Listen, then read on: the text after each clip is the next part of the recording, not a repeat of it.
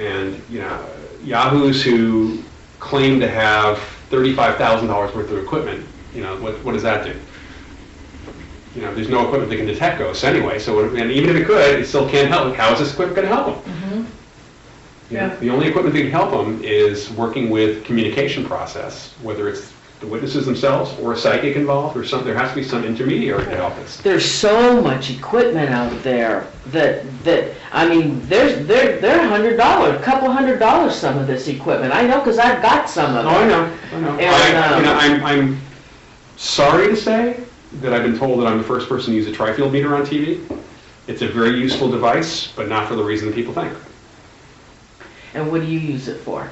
It is used, well, there's two things. One, it is used in terms of gathering information about the background magnetic changes, the electromagnetic changes, looking for what are called correlations or connections. If Donna sees a ghost, and at that time we're getting some spikes, and then you say the ghost disappears and the spikes, it just stops. That's a correlation. If I just get spikes, I just have some potentially weird electromagnetic field. I have no idea what that means, what that is. There's no context for that. So the idea of the tri-field meter and any other EMF detector or any of these other things has been to look at the environment and whether there's any connections to the environment of people's experiences. And if you leave people's experiences out of it, you just have a bunch of anomalous readings in your devices. That's number one. Many of these devices have a little needle. Mm-hmm. And when we've been in the Hornet in the medical bay. Bernie, the chief, the CMO who was there, Bernard, the doctor, when we ask him very nicely, he will move it on request, move the needle. Now, I don't think he's actually creating a magnetic effect. I think he's over there doing this to the needle. Oh, really? Mentally. It's a mind over matter. Or it could be me, or it could be the psychic. We could be affecting that needle. There's nothing that says that the reading you get on a device is actually a magnetic field.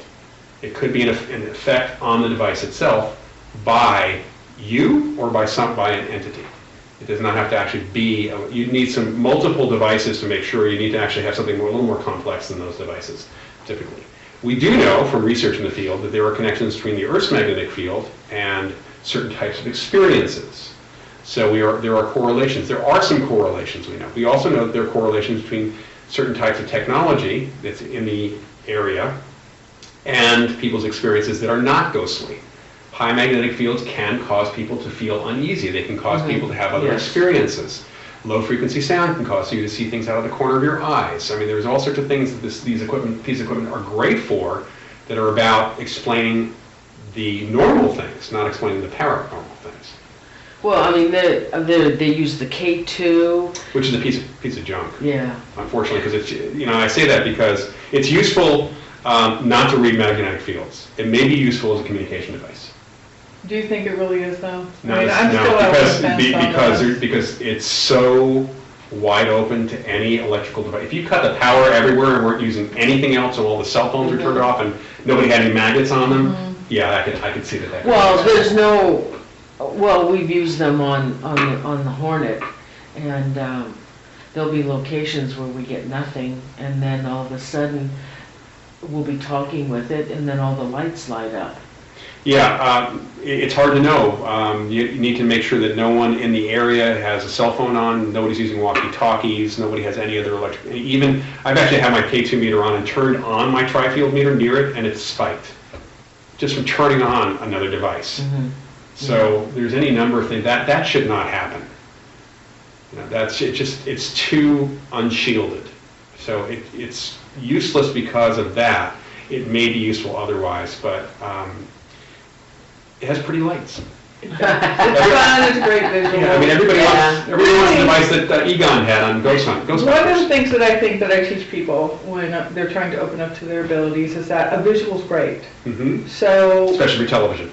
Yeah, but in general, to get yourself to open up more, sometimes visuals such as pendulums, such as dowsing rods, and such as a K2 meter gets you to focus. Yes. Whereas you're all over the place, you're looking at everything, you're waiting for something to jump out at you, which rarely happens at all, never happens. But it gets you to focus your mind into an area, and to me, that's a good thing. That's and that would be an absolutely appropriate use of the device, but not a scientific one. No, not at all. And I think that all these devices can be used in a non-scientific way. Right. And actually, there's a really good reason to use them, because you want people to have experiences and to really pick things up. Yeah. Absolutely. And it's all about what you experience. It isn't about what anybody else does. It's all about what you experience. Right. Well, how do you feel when I see these people on Facebook and they're starting up a group and their bio is, oh yes, we do it in the scientific method? They don't know what the hell they're talking I'm about. no kidding. They don't, I mean, this is not just, unfortunately, this is not just a problem in the paranormal world. This is generally a problem in the American population.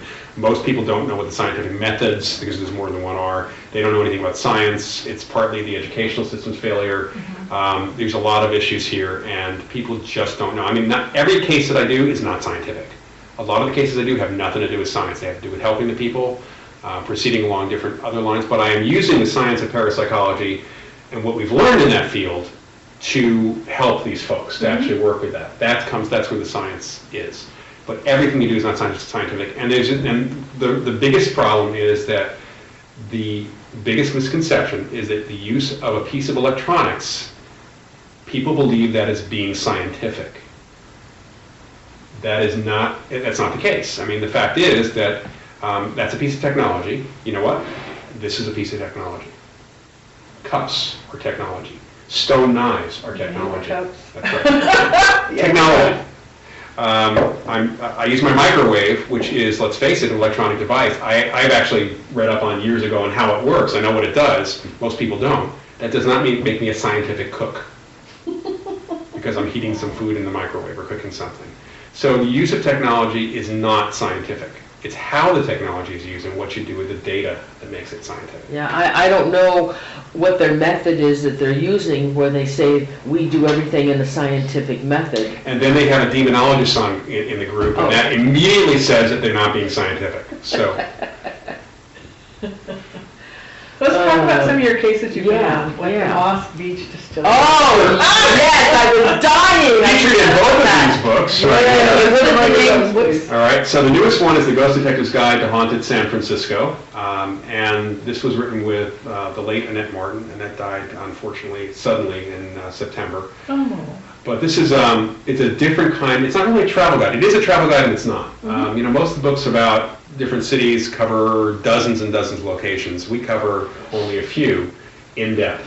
Okay. And the idea was to take people with us, you know, come along with us on a little investigation and to give you an idea not only of the location, but if you were going to go there, know what a parapsychologist and a psychic have found out about the place. Right. So the distillery's in here, a more updated one. This is my case book, which came out in 2005, still available. And this book covers the distillery and the USS Hornet very in depth, and a lot of my other cases, including some that are not paranormal, and how things can actually fool you or fool people into thinking that they are paranormal. This was a great book to write. It was a lot of fun to write with Annette. And it has transcripts of some of our conversations in as well. So we actually, you know, included a lot of that. So the distillery is my favorite place. Oh, yeah. To go. You know, partly because the food is really, really oh, it is. I've been there several times, and we actually did a paranormal investigation, a live show at the distillery. And in those days, that was like 5 years ago. Oh, I know. They called me to clear it with me first. Oh, very good. Oh, we did? Yeah. Oh, really? I didn't know that. Anyway, we were there, but at that time, there was none of that. What was going on? I don't think 5 years ago they had the. Yes, they did. Oh, they did have it. And let me tell you about. Let's talk about the distillery, the real story of the distillery, and the spec, because there were special effects. The effects are not working right now for a couple reasons that I'll get to here in a second. I got involved in 1991. John Barber had just bought the place a few months before, and I was doing a TV show with Japanese television and a Japanese medium named Mrs. Gibo. And we were looking for a location to take her, and someone had recommended the distillery. And John, on the phone, didn't really believe in ghosts, and he said to me, so I just bought this restaurant. Is having a ghost and promoting that going to be a good thing or a bad thing? Because as a businessman, he wanted to know that. And this is before any of the TV shows and such. And I said, how's your food? And he said, really good. I said, well, then it's a good thing. And frankly, for a restaurant to have a ghost is not a good thing unless their food's good, because people may come once, but they may not even buy any food. So you want people to come back because they've eaten food there. I mean, he's a restaurateur. That's how he's going to make his money. Right. So we had phenomena happen the first time. Not only did Mrs. Gibo have a conversation with the Blue Lady, but we had some physical phenomena happening after we requested, she had a lengthy conversation with her, including giving her fashion advice. So a few months later, she was no longer being seen in blue clothing. After having been seen since the early 30s in blue clothing, she's now gotten fashion advice. So ghosts can change their clothes. Mm-hmm. Really? Yeah.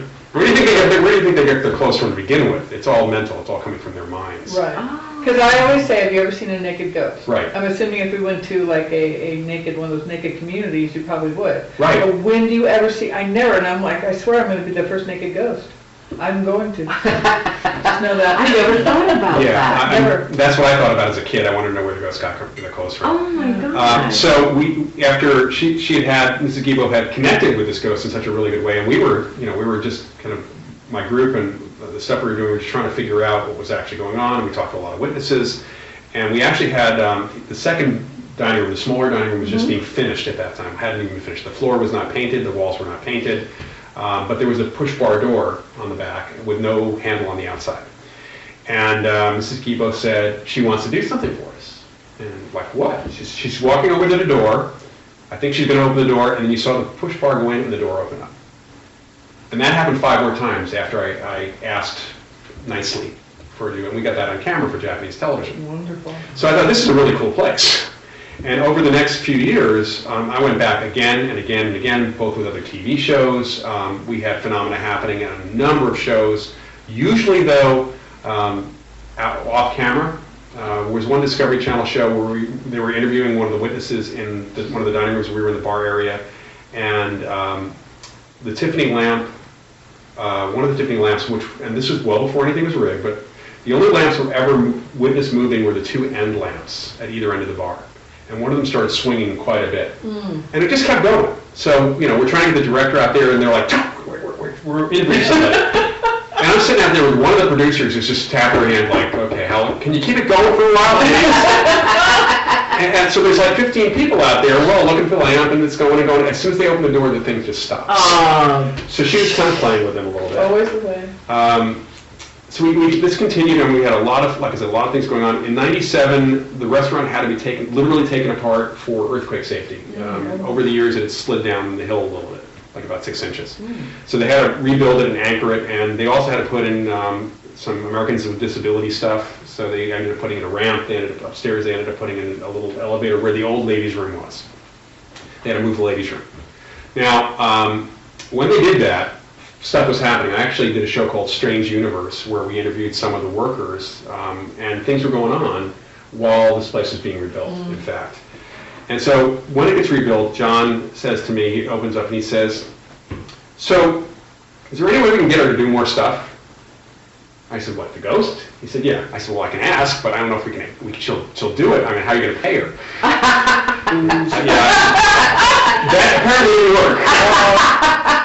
And is there a time clock she has to punch? How's that even work? So I remembered something that I had seen on the Queen Mary. Most people do not know that the Queen Mary's Ghost Tour has special effects on it. Yes.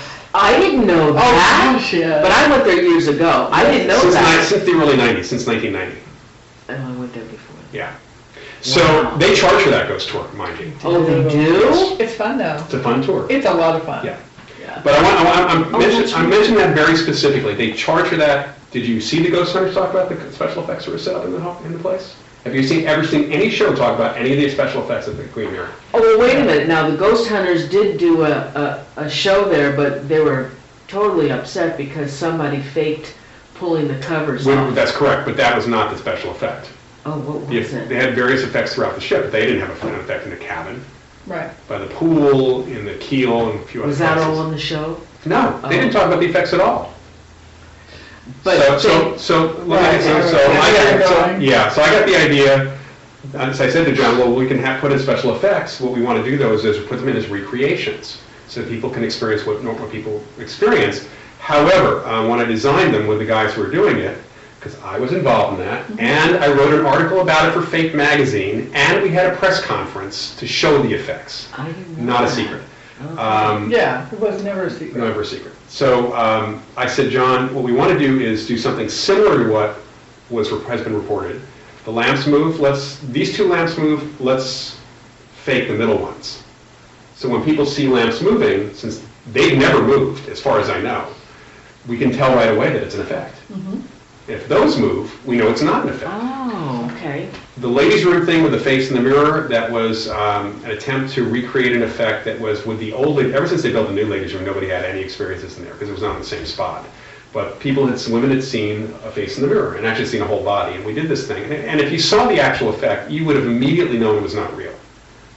You could not possibly have They were actually. never working when we were. Yeah, you could never have seen it. It never have anticipated that it was real. The lamps, they were kind of jerky in their movement. It was like 1, 2, 3, 4, 1, 2, 3, 4. And so if you thought about it for a moment, you'd know it wasn't real. Right. And then the bartender, if you asked the bartender, he would say, yes, that's fake. And there were a couple other effects as well. Again, these were all designed based on experiences people had, but not in the same spot, and completely computer controlled, so we knew when they were actually going on. So, like I said, we did there's a segment, someone put it up on YouTube as the Moss Beach Distillery hoax, claiming, this is after the Ghostbusters show, claiming that, yeah, look what they've now done now that ghost hunters have actually exposed it. But actually the piece they were putting up was from a History Channel show from the early 2000s, where I talked about the effects and we showed them on national television. In fact, someone told me that it aired like a week before the Ghost Hunters episode. Oh, really? On History Channel's rerun, it aired. So I knew most of the guys were going there because I happened to get a call from one of these assistant producers or someone who was asking me for witnesses for another case in the Bay Area that they were going to go to. While they were out here on the shoot, they were doing a bunch of places, including the distillery, they told me. And I said, well, I said to the guy, they know about the effects? And he says, yeah, they do. I have it on good authority that the people who recommended the distillery to them, the Sacramento group, specifically told them there were special effects there. I know, I am told that someone in the car with them after being picked up at the airport told them about the effects, even though they've told me that they didn't know anything about it. What it boils down to is that they laid a lot of blame on the restaurant. The chef, Spencer, who was brand new, was the only one willing to do the show. Apparently nobody else wanted to do their show. He was brand new. He was actually working off of an old write-up and not anything really current. He was talking about some places that hadn't had experiences. The places they investigated, nobody reported anything in the last 20 years. So they were working off of some old information because they never bothered to research anything. If you had done a Google search, because I challenged people to do that after I was getting hammered by people for putting a blog up that night when it was airing, 8 of the first 10 hits all talk about the effects. So this is not like a secret you could hide. Not at all.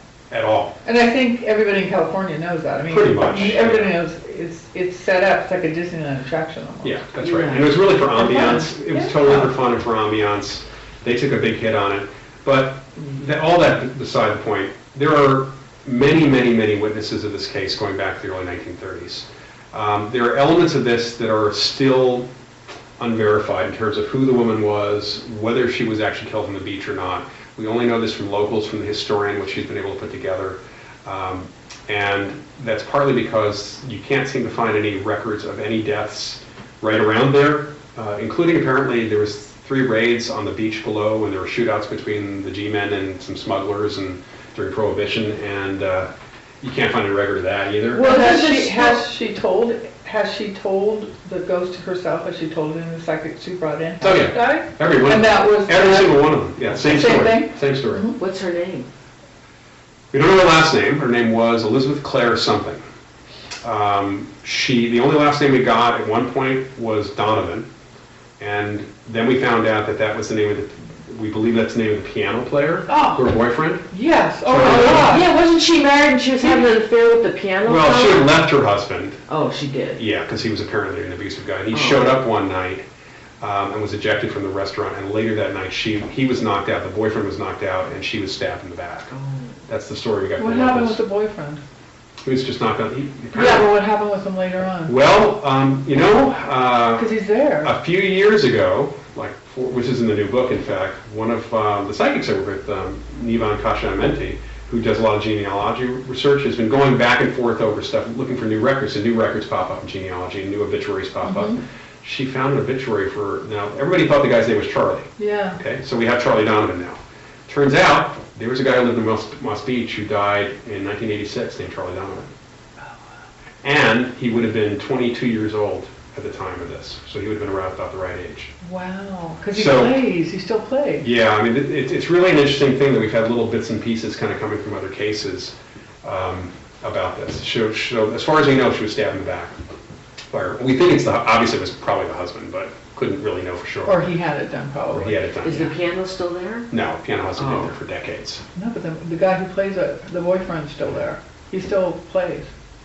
It's really an interesting place, and I've had personal experiences with her, not just there, but also elsewhere. Annette and I had a session with her back in probably around 2001, I think it was, where we had just kind of an open session, and people were asking questions, and somebody asked, so what do you miss about being alive? And the answer was sex and food.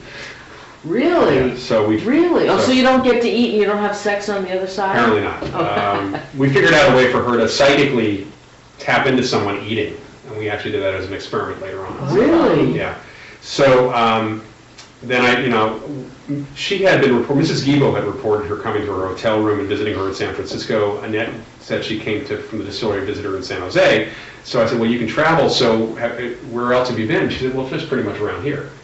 And I said something like, anywhere in the world you ever wanted to go to? And she said, Paris. And I said, you can go to San Jose, you can go to Paris. Mm-hmm. You can go anywhere. So a few months later, I got an email, unsolicited email from a medium in Paris who asked me if I knew a ghost named Kate. This name is important because that name came through in one session with Annette as the name she wanted to be called, so she's not reminded of her other life. Oh, wow. So the description matched the ghost. The medium had tracked me down through some clues. Apparently Kate had said Loyd, a parapsychologist from California, which is not enough, but she happened to know somebody at the Institut Metaphysique in Paris and got my name that way. And then I've heard from a medium up in Canada, and then I was at a conference on mediumship in Virginia a few years, in 2004, and apparently 2005, and she showed up there she was seen by 3 mediums in the audience, and one of my friends who's actually been to the distillery actually was there too, and she saw her as well. I felt her, and then we've had other kind of interesting encounters. So why does she stay? Why doesn't she go? Well, or has she gone and come back? She claimed that her boyfriend's not there. Okay. However, but maybe she doesn't know he's there. Yeah, that's possible. But the interesting, however, is that Annette and I, and other folks have said, well, if he's dead, he may never be here. He could have gone to the other side. Right. So why don't you move on? She said she was having too much fun. Okay. Really? Okay, so when the ghost hunters did that show, when they made this big to-do about it, right? What was that all about? Why were they doing that? Well, nothing happened when they were there, and they were probably due for a show a hoax show, and they just happened to fall into that. And nothing happened because they didn't research anything, and they were, of course, that show, they never talked to the people who were the local experts. No, they don't. They don't do that. So, I could have told them what to do. And you weren't there when they were filming? No. And they have nothing to do with psychics? Right. Nothing. Nothing to do with psychics. And very little to do with people's experiences, for that matter. Yeah, because I did their show for Wolf Manor out in Clovis, and it was not told that I was a sensitive, that I've been doing this forever. Right. I was just somebody who'd been in there a lot, so they just wanted my experiences really quick on that, and that was it. Which is kind of silly, they claim that they didn't want to do any research up front because they didn't want to be biased. Mm-hmm. First of all, in their first book, they claim that they always do research up front. Right. So this is a change in tactic, number one. But secondly, so I'm not quite sure how you can be unbiased if you only get one person's experiences. Now you have the bias of the person who's telling you the initial story. So if you don't want witnesses and you don't want psychics because you're afraid of ruining your bias, right, but you're relying completely on one individual, it's that individual bias. And in the case of the distillery, it was this thing that had been written up years before that it was way out of date, and Spencer didn't know any better because he hadn't been there, but he wanted to be on TV. So. And he didn't think to mention the effects because, as far as he knew, everybody knew about them. So they don't allow any. Now, don't you do something over there? I read on one of those meetups that you were having a dinner there. We did a dinner there. I did dinner there a few months ago, and I'm probably going to do another one there. And what is that? It's pretty much having a dinner at the distillery and talking about, talking about the experiences and such. Annette and I had done a few things there together, of course, in the past, and she's gone, so I really can't do that. But we'll be doing some other things. So it's more like think of it as a storytelling about the restaurant.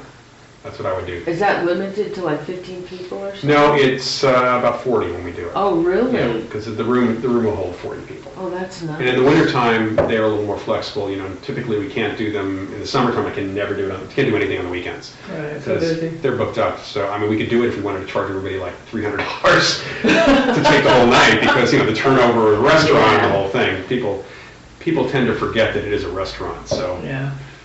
When I was talking about the effects being charged for it, on the tour at the Queen Mary, it just really bugs me that people just were so upset about the effects there.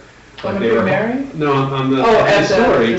People were sending me notes saying, how dare they do these effects? They're taking people's money. It's like, for what? What are they taking? They're not taking people's money unless you buy a drink or buy something. They're taking any money. It's like Disneyland. Exactly. It's exactly like going to Except you're not even paying anything to get in. Well, how would somebody find out about that dinner? The best way to find out is to get on my email list. Okay, Kat, I gave you Loyd's email. What is it, Professor? Prof Paranormal, P-R-O-F, paranormal@gmail.com. Could you post that, please, on the live chat? I sent her all your... They can also contact me at hauntedbychocolate@gmail.com. We got to talk about that. Okay, so okay, I have one more, I just want to get into one more subject, and I know it's a subject you don't want me to bring up, What? but I can't stand it. What? Oh, man. All I right. can't stand it, I have to, okay. I don't know how I I feel want you about to it. talk about the I think you Ouija, don't like it? Okay. the Ouija board and seances. No different than pendulums and dowsing rods, as far as Ouija boards are concerned. The Ouija board has an interesting history. It was... It is a creation of a guy who took two things: a planchette, which is that pointer, which was actually used originally with a pencil as the first leg for automatic writing. That was what it was used for. And a board with letters on it, which, by the way, people used to play as a parlor game by putting letters in a big circle on their table and put their finger on this. It works off the ideomotor response. It works off the same thing that the dowsing rod and the pendulum work off of. So you're creating... You're creating it, right. The problem, there are pluses and minuses here. First of all, talking to spirits that way is no different than talking to spirits on EVP. You're not inviting anything worse with a Ouija board than you are with an EVP. If you think about saying, I want to talk to spirits to talk to me, it doesn't matter if it's that, you can buy an angel board. You're not going to be talking to angels. It's just a bunch of letters. You can spread letters on a table. It's just the same thing. But because your unconscious is playing with this a little bit, when you have more than one person especially, you don't know whose unconscious is playing around. And you should never really take anything from your unconscious literally. For example, we don't take dreams literally. We take them as symbolic. And if you look at anything that comes from the Ouija board symbolically, even if you're potentially connecting with a spirit, then you're okay. But there are people who have taken the stuff they've gotten literally. Some have gotten so obsessed with the Ouija board over the decades that they've ended up in mental institutions. Right. Because everything they do, they have to check with the spirits before they do anything. That's the downside. But that could be with the Ouija board, with a pendulum, with tarot cards. It could be with anything. You don't want to be obsessed with any of that stuff. Right. I agree. So the history of the Ouija board was, it's a toy. People always say about bringing a Ouija board into the house, so how come Toys R Us stores are not haunted? There's only one haunted that we all know of. Right. But where do you buy, you buy a Ouija board at Target, Toys R Us, Kmart, those places are not haunted, and they have dozens of Ouija boards. And yet you'll see postings, oh my God, stay away from the Ouija board. It's bad, you don't know who you're going to bring through, never use them. My buddy Dan Sturgis in New York, actually for a radio show that he does, he actually called the factory where they make Ouija boards, and he got the guy on the phone who was in charge of the Ouija boards, and he said he knew this was going to, he said very seriously, so, is your factory haunted because you're making Ouija boards? And the guy starts laughing. And of course they started kidding around about that. So it's a piece of press board, that's all it is. But if you take something that for centuries has been associated with dark things... Centuries? Not centuries. Well, or however they've had, however far it goes back. Late 1800s. Okay, 1800s, so I'm, not centuries, 1800s. And And it has not been associated with dark things for most of that time. well, okay, up till now, you have everybody saying there's bad things happening, so you're saying it's your mind affecting what happens? Actually, again, that's not the case. If you literally look at the history of the Ouija board and look at where it's been used and who's been using it, there's a point in the 1970s when, other than a few people who wrote from a very Christian perspective about the Ouija board and other spirit communication, including psychics, by the way, you did not find the negativity. Priests were using Ouija boards for toys. I know people who grew up in Catholic, went to Catholic school, and they played with Ouija boards. The Exorcist did it. That's when it turned. That's when it became popular. So we're not talking about a very long time, but if you put that fear into anything, then you have a problem. So if you approach the Ouija board as anything more than a toy, you have a problem. And that's where I think, from your perspective, then you've got people who think bad things, and so then you can make energy, do things with your mind, then that's what happens, and people are affected in their minds. Yeah, you don't ever want to do any spirit communication with fear on your mind of any kind. Doesn't matter where you do it. And seances happen all the time, all over the world. People have you have one person, you're doing a seance, by the way, if you go into a place and start asking the ghost to do something. You're doing a seance. Seance is only about communication with spirits. Okay. It's not 13 people sitting at a table holding their hands. That actually came out of the spirit. That really, more than anything else, came out of Hollywood, and before that came out of the entertainment version of seances. We did an investigation at the Brookdale Lodge, a live show, and we had a new investigator that night. Were you with us that night? No. Anyway, he was a young kid. He's a Wiccan. He practiced that, and so was his mother. But he wanted to be a paranormal investigator, a ghost hunter, and he came to an investigation with us that night. Well, awful things happened to him that night. He fell to the ground and something was screaming in his ears, and he was holding his ears, and he goes, "No, stop, stop, stop." And he fell to the floor. Then he kind of like got over that, and then it was the upstairs. He kind of like walked around. We told him to calm down. In the work room? Yeah, but it was upstairs. Yeah. And we told him to go outside and just relax and whatever. So when he went to go walk down those steps, he fell down the damn steps. He said he was pushed. You know, I have a problem with those experiences because nobody's ever reported anything like that in the Brookdale Lodge for decades. So either he brought something with him, he invited something in specifically with him. Were you filming then? No, we didn't put him on camera. Yeah, I mean, it was him. Whether he invited something or did it to himself, it was him, not, because nobody's ever reported stuff like that at Brookdale Lodge. Really? You know, you have to kind of go with it's maybe there's a ghost happening by saying there's a TV show here and I'm a bad guy, I'm going to come in, I'm going to screw with people. But there's nothing in any of the experiences, and I've I've done the Brookdale Lodge for years, talked to people, there's nothing in any of those experiences that would actually lead to something like that. Oh, interesting. So he did it to himself then? Well, or he invited something in. And screaming, I mean, he was He was not a very well trained Wiccan, apparently. Oh, I don't know anything about Wiccans. He would have known better. You said his mother was a Wiccan? Yes, his mother was a Wiccan. He would have known better. But then, do you know anything about his background? Is he somebody who looks for attention? You know, you've got a whole group of people going, "Oh my God," and he's like, Well, he was actually in pain. He was saying, "Stop, stop," But how do you and know he was in his ears. pain? I don't know. That's the He thing. fell to the floor, he curled up. Do you, there's a psychic out there who everybody loves, this guy, and he's flinging himself on the bed constantly because he's being overwhelmed. I know who that is. I did too.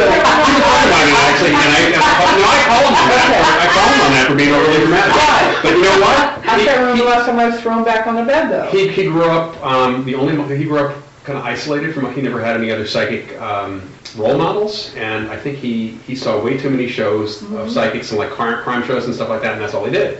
And I think he got imprinted on that behavior from watching those role models. So, but I'm just That's an saying unconscious that, thing. right, that, you know, that this young guy. Well, he threw up. Actually, we drove him. But as you're going and you're getting worked up, Right. you can't throw up. Your whole body's in total fear mode that you can build and build and build to where you're seeing things and things are screaming at you when it's not, and you can't calm down Right. enough. So Well, he that could was have his totally, not that that was his Yeah. intent to deceive you, but it could have been he just got so swept away that he's throwing up, he's in pain, he's flinging himself on the Right. ground, and you know, he was out of control. And I think I've seen people in psych hospitals who they get going and then they can't stop, and it's just them. Well, and that's exactly right. And in fact, people can even do things that they shouldn't ought to be able to do Right. when they're in those conditions. A friend of mine, one of my former students at JFK years ago, big hulking guy, used to be Gary's a big guy, and he, you know, weighed over 250 pounds, and he used to be a psych tech. And he said, you know, he got interested somewhat in psychic phenomena when weird things happened, like some of the inmates where he was there, some of the patients would actually pick up on his thoughts. They would actually say what he was thinking. And then he said this 5 foot tall, skinny woman picked him up and threw him across the room Yeah. with one hand. Yep. You know, we hear stories about people who lift cars off their Yeah, loved ones. yeah. That's not adrenaline. Your body can't handle the stress of that. Physically cannot do it without having torn ligaments and broken bones. You So can't. how's it done? Mind over matter. Whether it's strengthening the body or literally levitating something, throwing across. So our unconscious can do a lot of stuff, and some of it can be awfully psychic. And he might have been pushed by himself, or he might have invited, you know, he might have brought something with him. He might have, but you know, without knowing him outside that context of that place, you don't really know. He must have Yeah. really psyched himself out, because he was also saying that across the Honeymoon Bridge, he was seeing black masses up there.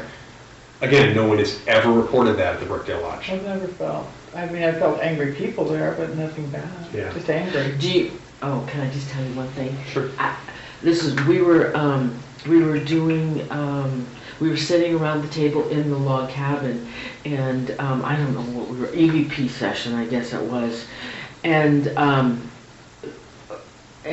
we lit a cigarette. Well, actually, we didn't light the cigarette, but we contacted. So we think we contacted this Italian guy who didn't like me. And, so we put out a cigarette for him, said, hey, here, do you want to smoke? Come on, have a smoke. I swear to God, I guess it was mind over matter, because we smelled the cigarette smoke, Mhm. and and the light, we had a bright light shining on us. You could actually see the smoke through the light. Cool. That's very cool. I know, I don't know. Yeah. I Well, don't know. Pasta once, I think. Remember that if a ghost moves something, that is mind over matter. You know, one of the things that we have to look at is that psychokinesis, which is the term we use, is by strict definition is mind over matter. It's movement by the mind. If you have a deceased person moving something, that's mind over matter. If you have a living person moving something psychically, that's mind over matter. It's the same process. It's just who the source is. So I did that? no, I'm saying that there could have been somebody there, but the fact that he did it was still mind over matter regardless of who did it. There's a place called, not very active these days, called the Banta Inn out in Tracy. Oh, God, I've been there. We love it. We were there too. I've We've been been going there. there since the mid-'80s, did a lot of stuff there, and man, it's a great place. The first time I was there, stuff was moving around. It's a wild place. You know, that ghost, you know, Tony has a good psychokinetic ability. He can move things with his mind. That's all he is, he's just a mind. Yeah, But he figured it out really quickly, apparently. yeah. God, we've been Really well. We've been to the same places. There's a limited number of places in the Bay Area. Okay, now do you want to talk about your chocolate? Sure, Okay. sure. I got into this a couple of years ago. I started selling chocolate or making chocolate for sale last year. It took me a lot of months to actually come up with the formulas for the stuff I do. But I have a business called Haunted by Chocolate. And I thought it was a play. When I was starting to read the web, what is Loyd doing now? And it's Haunted by Chocolate. I thought, well, it was a play you wrote. I thought it was some kind of play you wrote. You know, I started learning about chocolate, started doing guided chocolate tastings, kind of like wine tastings. So these are events that I actually do, the presentations, and I have different chocolates, not just mine, but other people's chocolates. And I talk about the Wonderful. chocolate, how chocolate's made, and the history of chocolate, and the chocolate makers themselves. I've been writing a book on this on and off for the last few years, as other books have kind of come up and kind of stopped me. But as part of the process of writing the book, Joseph Schmidt, the well-known chocolatier, when I interviewed him, he said, you really should learn how to make chocolate if you're going to write this book. And the book was called Haunted by Chocolate, or it is, How to Go from Chocoholic to Chocolate Gourmet. Oh, really? Because there's, people are call themselves chocoholics, Yeah. but I'm a chocolate gourmet. Okay, so how do you become a chocolate gourmet? You learn about chocolate, and actually the best way to do it is by eating lots of different kinds of chocolate and figuring out what you like and the different qualities to it, because chocolate's not one note. It's not just chocolate. You often have other flavors in there, whether you add them or just even the beans themselves. You have coffee from different parts of the world that has different flavor. Mm-hmm. You have cacao beans or cocoa beans from different parts of the world that have very different flavor. And good chocolate makers now had to deal with that from the bean. I'm what's called a chocolatier. I blend chocolate. I use chocolate made by other folks and blend. I've created my own blend. And so most people who make chocolates are chocolatiers, not chocolate makers. Chocolate maker is somebody who makes it from the bean to the bar. And you do this in your house? No, I have a kitchen space. Oh, yeah, but Because I can make it in my house, but Then selling you're it, the ones that- there's either one. Yeah. So I actually rent space in a kitchen, a stainless steel kitchen. So and I make my own. And what the main thing I do make truffles. So I make filled chocolates with different flavors. now isn't this something new, the truffles? Now I've been making those. That was part of my coursework that I had to do. I had to come up with recipes for truffles. It's just that because I don't have a storefront, selling truffles is really only by special order, because they have a limited shelf life of about a month. You can extend that a little bit more if you keep them in the fridge, but solid chocolate keeps for years. Whereas when you're making a truffle, those filled chocolates, you've got cream in there, or butter or something else, which is perishable and it can go bad. So I only make them to order. So I'm making a few orders, for example, filling orders from an event I did last week, and I'm going to be doing another event, like a craft fair on Thursday, and take some other orders for Christmas truffles.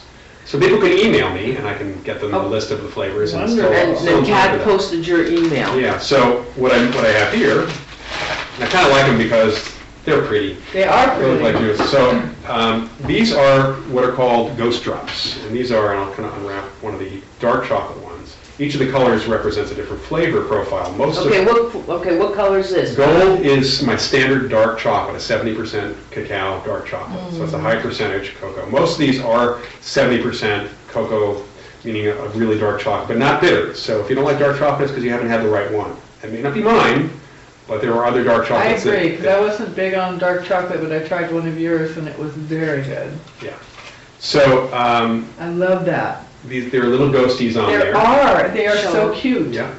Kind of hard to see from this distance, but if you go to my website, hauntedbychocolate.com, They're you can so see them there. cute. And I actually also make them with snowflakes on them now. Too. Oh, And I even nice. made some for, there's a foundation that supports research in mediumship with mediums called the Forever Family Foundation. Ooh, nice. And I did some with their logo. So I can actually have them made with people's logos That's too. nice. So there are all sorts of flavors I have. Like I've been formulating this blend. So I do make a milk chocolate. It's a dark milk chocolate, meaning it's got more chocolate than typical milk chocolates, but it's very caramel flavored. It's got that. Yeah, I saw that, yeah. And then I've got a pumpkin pie spice. Oh my God, you do? And this one's got pumpkins on it, yeah. Yeah, little pumpkins on it. They're So so Show them, cute. this is orange and this will be the pumpkin one. pumpkin pie spice. Mmm. There's little pumpkins on it. Oh, how cute. Oh, that's So these adorable. are all handmade, and there's a cinnamon and a Chinese five spice and a black sesame, and I also have an espresso and a couple other flavors that I put out as well. So these, I mean, and it's a lot of fun. My friends and family love me because, they've had to test all my recipes. We love to test them for you. Help yourselves, feel free to try something if you like. So it's just kind of a fun thing, and frankly, people would rather talk about chocolate than they would the paranormal. Really? That's healthy. The I average like person that. would. I like that. Yeah, I I like think that. it's a fun topic, and strangely enough, when I was setting up some interviews with several chocolatiers, none of them, they all asked me what else have you written? I told them my other books, and I expected a little pushback or something. No pushback. Really? That's really interesting. And actually one guy, one gent, a well-known chocolatier in San Francisco, Michael Recchiuti, said, so ghosts, I grew up in a haunted house in Rhode Island. just flat out like that. So I talked to him about that, and one of the other chocolate makers told me about his mother's house is haunted, and somebody else told me about another experience. So it was really interesting that there was not only no pushback, but these guys were all interested or had some sort of experience or such. And there's even research. Dean Radin at the Institute of Noetic Sciences has done research on intentionality. We talk about being intentional. That's the whole idea of The Secret. You put intention out there in the world. Well, there's this lore that food made with love is better for you and tastes better. We all know that, right? But we don't really know that scientifically. Right. So Dean set out with a preliminary study, and one that I actually have been working on, I'm going to try to replicate with a larger population, because he did a pilot study with about 60 some odd people. And what he did is he worked with a chocolate maker in Hawaii, bean to bar, and they had 4 samples. They had a big batch of chocolate. They had 60 some odd volunteers, and they had 4 batches. It was separated into 4 batches. One batch separated into 4 piles. One pile, one group of chocolate, before it went to the folks, went to Buddhist monks who meditated over the chocolate, and they put in a message in the chocolate. The message was, this sample of chocolate will make you feel more energized and feel better and happier and lift your mood, better than any other chocolate you ever had. And then a researcher in the South Bay here has a device he calls an intention circuit. He claims through a crystal process, can absorb intention and then play it back. Oh, okay. So he had a Buddhist monk for 6 hours sit and put the intention in the device, and then he put the device in with the chocolate.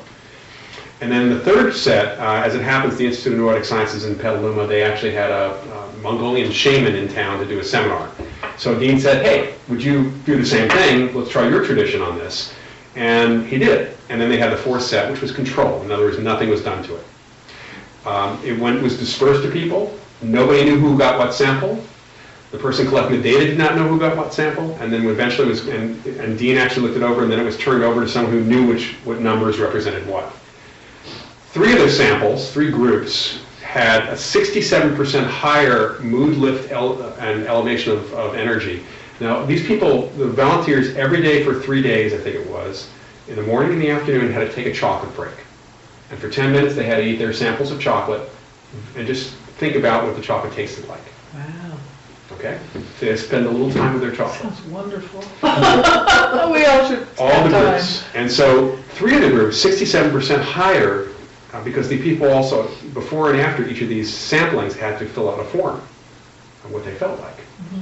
67%. That's a huge lift over the sample that was the control group. It turned out that the 3 groups were the intention groups, and the control group was just flat. Wow. So that's pretty important when you think about it. Me, so we're going to try that. Awesome. I want to try it with a much larger group. I'm a huge believer in intention. Yeah, it's really an interesting idea, and chocolate happens to be one of the reasons they chose chocolate is besides the fact that he had somebody helping, actually fund it, which was the chocolate company. The guy was very interested in it. Chocolate is the most craved substance on the planet. I can understand. By all accounts around the world. Yeah. It is also the most complex food substance on the planet. Oh. Molecularly, from a chemical composition standpoint, it's got more things in it, and they're still discovering. They haven't even figured out the entire genome for Oh my cacao. gosh. So there's more and more, and there's more and more positive health benefits for chocolate Oh my gosh. coming out. So every time somebody does a study, they're finding more health benefits for cacao. Oh, they are, Yeah. huh? Well, I know in Europe they're big on every day a little bit of chocolate is very good for you. If you have an ounce of chocolate every day, even spread out over the day, your blood pressure will drop. Yeah. It will? Yep. What about your blood sugar? If you stick with very dark chocolate, you have to get past that milk chocolate thing. And good chocolate. And good chocolate, Very good quality chocolate. It's not going to impact your blood sugar. I'm diabetic also. It's not going to impact your blood sugar unless you eat a lot of it. If you're talking about an ounce spread out over a day, it's not going to do anything. And there's evidence that shows cacao, not the sugar in the chocolate, but the cacao, the chocolate itself, the solids that are in there may actually lower blood sugar. Really? What about the fat content? Cocoa butter fat is like olive oil. It's the good fat. Oh, really? It actually lowers your serum cholesterol. Yeah. It's just the sugar that's in there. And So these chocolates mostly are 70%. You know, and the thing to know is that even most chocolates... Can I taste one? Yeah, what would you like? Well, I want to try the pumpkin one, a little piece of pumpkin. Well, here, just going to take the whole thing. Okay, thanks. It's not gonna kill you. Yeah. Pop it in your mouth. Yeah, I can tell you it's not.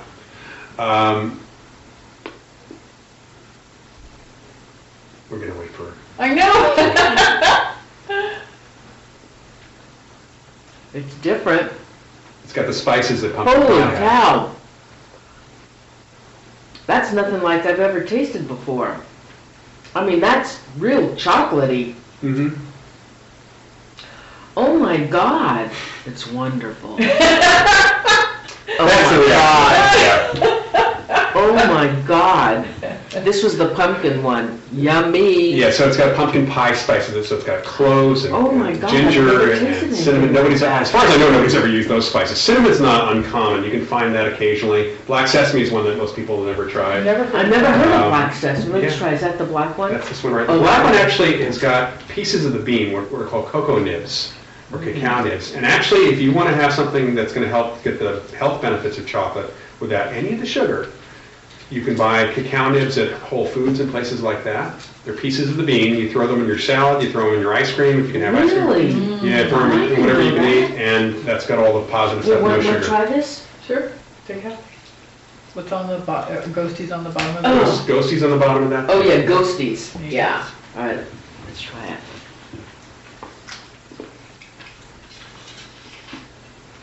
Mmm. Oh Oh, that's my really God. Yeah, that's a combination my wife thought of, which That's was... fine. Oh my God. The sesames with the chocolate is wonderful. Yeah, well, you know, it's not out of thin air. There's a company which I really love their chocolate called Vosges, V-O-S-G-E-S. People mispronounce it as Voges or Vosges. It's Vosges, out of Chicago. Katrina Markov is the chocolate maker there, and she has a bar called the Black Pearl Bar, which is a dark chocolate with sesame seeds, ginger, and wasabi. Ooh. Oh my It's God. delicious. It's really, it's a very Asian flavor, but it's really delicious. Oh, And that's that's awesome. where I got the idea. You know, we talked about the sesame seeds, and then that went on to including sesame oil in That's it. fantastic. Oh, Wonderful hey stuff. guys, the one with the sesame seeds is out of this world. Oh my God. Those are wonderful. Thank you. Absolutely wonderful. Good luck with this. Thanks. Thank you. Yeah, Wow. Then I have my fortune-telling chocolates I was telling you about as well. Yes, talk about those. Yeah, they're, well, let's see here. So I mean, this is going to be tough to see. This is not up on my website yet, but this is called the Cocoa Oracle. There are 35 symbols that kind of like runestones that I came up with, and I had a friend of mine design them. And to be at least understandable by average people. Wonderful, wonderful, wonderful. You know, so there are things, you know, like a book for knowledge and a magic wand for magic and wishes and a heart, and we've got things like scales, which make sense. And So people actually do readings or can do They like can certainly- a little kind of like How do you do okay, that? so let's do this. I have a whole bunch of them in here, and you don't have to necessarily eat it, but I know you will. I'll do it. Okay, so I've got a bunch of them. So reach in and just grab one that feels right, and Maureen, you can do the There you same. are. And on these chocolates, go ahead and open it up. And on the face, instead of ghosts, this has got a symbol on it. Oh, I've got a gold one too. Oh, of course I They're all, got because this they're one. all, Oh. yeah. This is freaky. You have the tree I do. for setting down roots and growing, Oh my goodness. expanding what's going on. And that's, this particular chocolate, that symbol represents the fact that you have some roots set down, but you're going through a period of expansion. Wow. And of That's course, That's, I'm very connected True. to the trees, so. yeah. Oh God. well, what sometimes, did I yeah, you can get? take it literally too. What's that one? What'd you get? You got a lion for strength. Fun! Okay, what that says is you've got to really start pushing through for things and really kind of showing your strength if you haven't been doing that so far. Rawr. I'm a lion. Fabulous. So these are called fortune chocolates. Wow. It's the Cocoa Oracle is what I'm doing. So those will be up on my website after the first year. So. For all you using tarots, you can just do this. And then Yeah, and if somebody really wanted to do freedom. tarot or after reading, 22 of the symbols are based on the major arcana, so I could actually supply just those, and somebody could actually do a major arcana spread with chocolate. How would a tarot reader do that? They wouldn't see the symbol, right? Or would they open all these up? Well, in this case, if you were just going to do a major arcana reading, I would supply just those 22 symbols. They'd be mixed up, like you would choose cards, you'd just be... Okay, but would they be covered? They would be covered. They'd be covered, and And then then they would open so. them up as they were revealing the cards Oh, instead of that's turning over the cards. Yeah. interesting. Oh, you should have, do you read tarot cards? Do you do I that? don't do tarot, I do something called the side cards, which Oh, are you similar. should've- Oh, we don't have time, but you Yeah. should have done that. Okay, that's another show. Okay. This is very good chocolate too. It's dark chocolate. It's fantastic. Ah, Yeah. That snap's important because that means it's good tempered chocolate. Oh, good. oh. Oh. This one tastes a little different than the other ones. Because the other ones had flavor to them, that's just chocolate. Oh my God. And you said you didn't like dark chocolate. No. You like that? Milk chocolate. It's wonderful. See, again, when people say that they don't like dark chocolate, they haven't had good dark chocolate. Right. Yeah, I don't like that Hershey's bittersweet, whatever the It's heck that that, you know, is. it's not that, you have to have good dark chocolate. Yeah. This is Nestle really doesn't make good. it, but we love Nestle's, but Yeah. it's And not neither the does same thing. Hershey's. I hate Not the that. same I thing at won't all. eat it. Not the same Because thing. this is wonderful. Oh God, you So guys. you know where to get a hold of Lloyd for his. Yeah. My Fabulous. website for the Yeah. chocolate is Haunted by Chocolate, and people can just email me at hauntedbychocolate@gmail.com or info@hauntedbychocolate.com. Wonderful. Oh my And I can God. send them, more information about the chocolates. It's even on the website. I have plenty of stuff too. And also Google Loyd Auerbach. You'll get 50 million pages on him. He's written, oh my, and now you've written 7 books? 8. 8 books? Yeah. And there's a one that's not out yet, or they're all out now? They're all out now, and this is, again, the latest is the Ghost Detective's Guide. Hoping to do, we shot, Annette and I shot some video at other locations, and we had intended to do a series of books on different areas in the Bay Area, so we were going to do the Gold Country next. Oh. We can't do that since Annette's gone. So what I'm going to do is, hopefully the publisher is going to go for, we've been talking about this, I have the videos so I can do some transcripts again like we did with this book, and just kind of cover locations in the greater Bay Area, so places like the Winchester House and Oh, things yeah. like that. So Yeah. I'm hoping to do that. But I'm also going to be working on a book with the guy who ran the Government Remote Viewing Project, Ed May, and we're going to be doing a book about the American and Russian remote viewing projects, Wow. because he has access to all the Russian stuff too. Now, do you have any television in the works? Yes, can't talk Yeah. about it. Oh, Because it hasn't been sold yet, Oh, so I you can can't just talk. tell us. Yeah. We won't tell anybody. I'm working with a production company, hopefully for some different projects, and they are different. This is back to whether the Oh, networks are good. they're different. I can't say how they're different, but they are different. But I will say that it's a very different look and feel and a very different drive for it. Oh, good. So hopefully we'll get that sold. Oh, that'd be great. Something different, because I don't watch the ghost shows. Yeah. I don't either. I just don't watch them. Is there anything else, any advice to ghost hunters or anything you'd like to say before we close the show? Yeah, I think that the most important thing to say to ghost hunters is know what has come before, and preferably before the TV shows. Yeah. People, for some reason, when I've been out at the few ghost conferences I've gone to, paranormal conferences, I'm surprised, I'm shocked that people don't know that there's over 100 years of history here. That, for example, the early work by the original ghost hunters, the folks at the Society for Psychical Research, most of whom were actual scientists. You can get these books, you can get some of the journals for free through Google Books or archive.org, or even for your Kindle and Nook, which, by the way, that book is available on Kindle and Nook. Oh, fantastic. But for free, you can get electronic versions of the Society for Psychical Research's work, the research by Oliver Lodge and Sedgwick and Myers and Gurney and all these other, Podmore and a lot of the real famous of that time ghost hunters, the guys who really did what they did. So there's a lot of really good investigative technique in there, even though they're not using tech.